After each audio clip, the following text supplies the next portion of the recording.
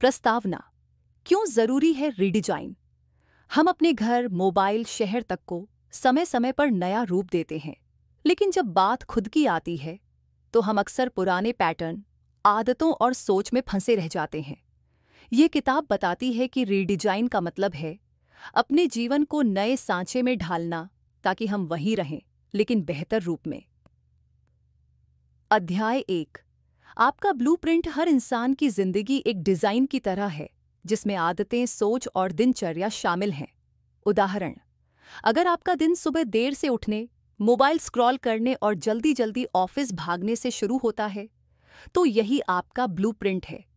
अभ्यास। अपनी रोजमर्रा की दिनचर्या लिखिए और सोचिए कौन सी आदतें आपको आगे बढ़ा रही हैं और कौन सी पीछे खींच रही हैं। अध्याय 2। पुराना सांचा तोड़ना। परिवर्तन असहज क्यों लगता है?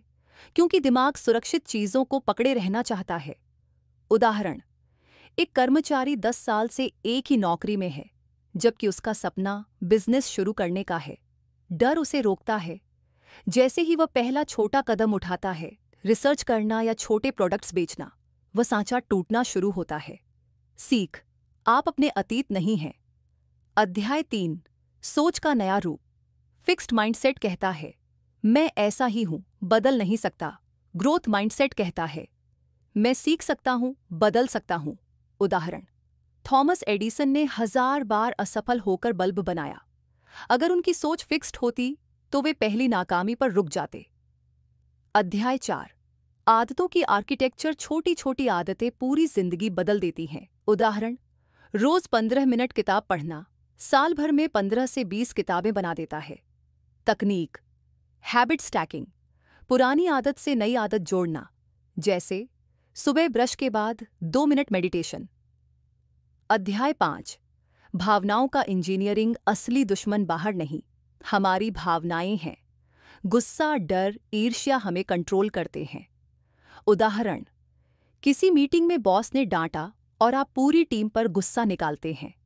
अगर आप रीडिजाइन करना सीखते हैं तो गुस्से को नोट करके उसे ऊर्जा में बदल सकते हैं, जैसे तुरंत बेहतर प्रेजेंटेशन तैयार करना। अध्याय 6। वातावरण का अपग्रेड। हमारे आसपास का माहौल हमें ढालता है। उदाहरण, अगर आपका रूम बिखरा है तो मन भी बिखरा रहेगा। अगर दोस्त सिर्फ गॉसिप करते हैं तो आप भी वैसा ही सोचेंगे। अभ्यास। अपनी जिंदगी के एनर्जी गिवर्स और एनर्जी ड्रेनर्स की लिस्ट बनाइए। अध्याय 7। रिश्तों का पुनर्निर्माण। बेहतर जीवन का मतलब बेहतर रिश्ते भी हैं। उदाहरण, कोई व्यक्ति हमेशा शिकायत करता है मेरा पार्टनर मुझे समझता ही नहीं, लेकिन जब वह खुद बदलकर पहले ध्यान से सुनना शुरू करता है तो रिश्ता बदलने लगता है। रीडिजाइन। रिश्ते की शुरुआत खुद से होती है।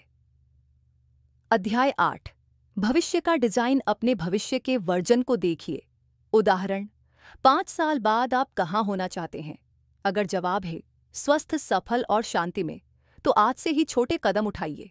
अभ्यास। अपने भविष्य स्वयं को एक चिट्ठी लिखिए। अध्याय 9। सिस्टम बनाम लक्ष्य। लक्ष्य बार बार टूटते हैं, लेकिन सिस्टम टिकता है। उदाहरण, मैं 10 किलो वजन कम करूंगा।